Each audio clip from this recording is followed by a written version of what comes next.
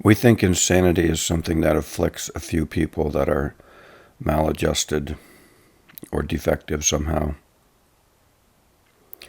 Insanity is, in fact, the way of the world. For example, getting angry or upset when someone says something that hurts your feelings or offends you. We do this all the time. It's normal. And it's insane.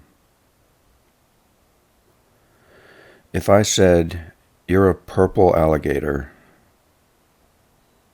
would you care in the least?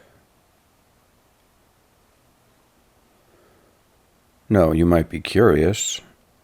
What's wrong with me? But you wouldn't take it as anything about you because it's absurd.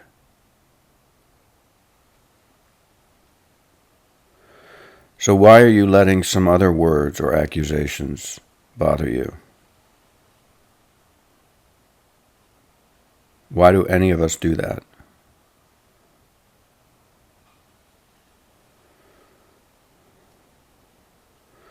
Well, it is disturbing if someone close to you, maybe you're living with, has an opinion of you, or seems to have an opinion of you,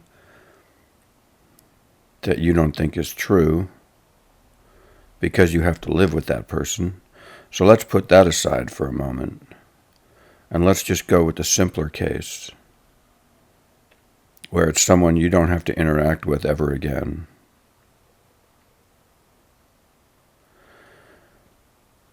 Why would you let someone else's words or ideas about you, or even the world, bother you? It makes absolutely no sense, unless you think they have a point.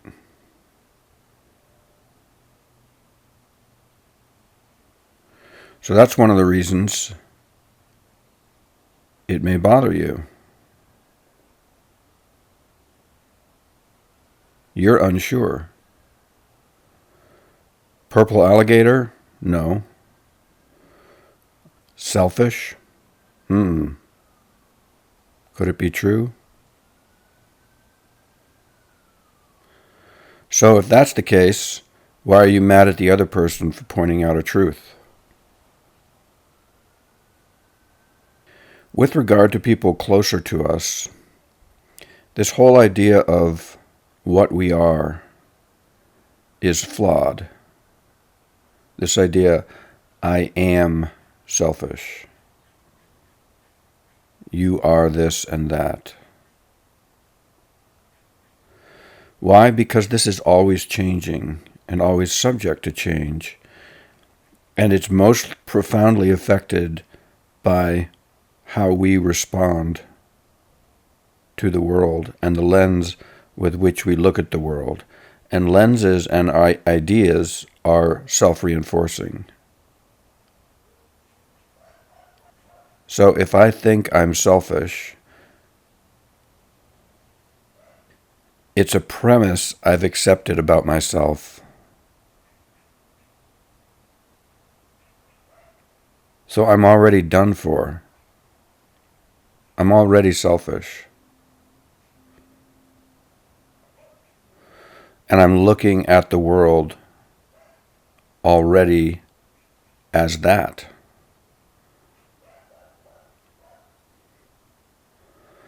How we react and respond to people will affect reality. So there's no such thing as a set reality. And everybody has moments and situations and qualities and characteristics of love and selfishness and anger and confusion.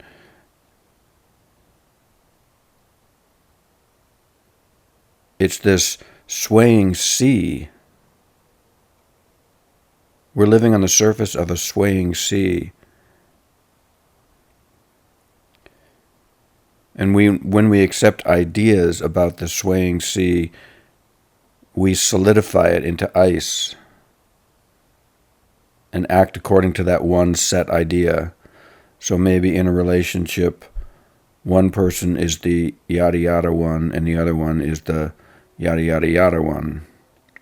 And these roles get cemented and set in stone, and then they become reality.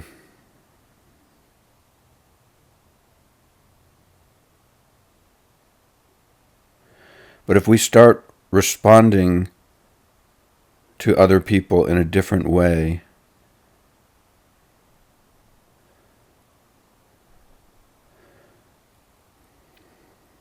if we don't necessarily accept what someone is saying immediately and meet it with equanimity and with an awareness of how we're responding instead of being lost in the reaction, the helpful thing is to be aware of how it hits us inside and to sit with that and to ask questions about that. What do we really think?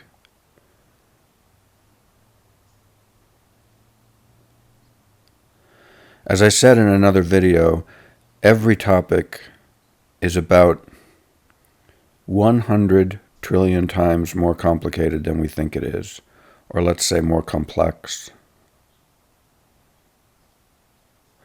100 trillion, of course, is an understatement.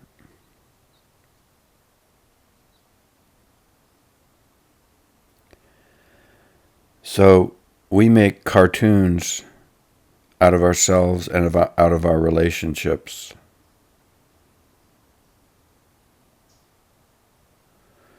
We don't see that reality is malleable. Our thoughts change it.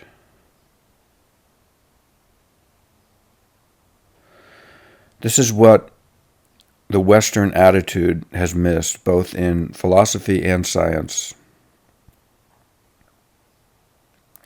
The creative power of our attitude, our looking, our observing.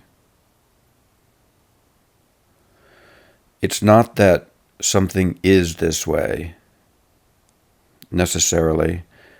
It's that when we say it's that way, or think it's that way, we make it that way.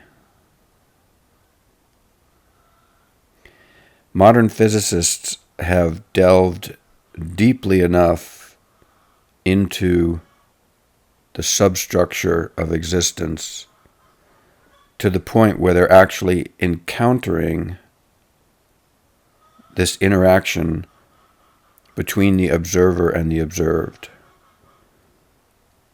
This is what quantum physics has been wrestling with or ignoring for the past 100 years or so.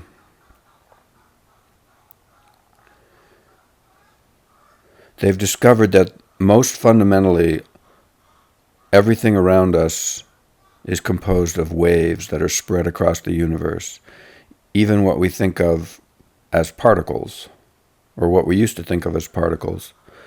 But somehow when we observe the waves, they appear as particles.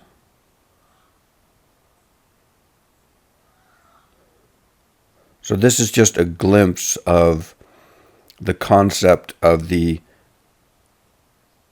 interpenetration of the subjective and the objective. There is no purely objective world.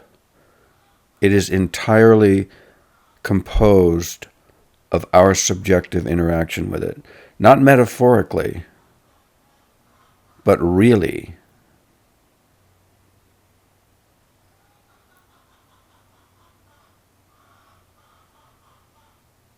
And you chickens can laugh at me all you want, but it's the truth.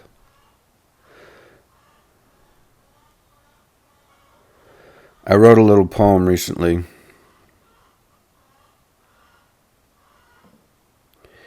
Enlightenment won't satisfy your ego, but it will make you happy and intelligent. For most of us, That's not a good deal.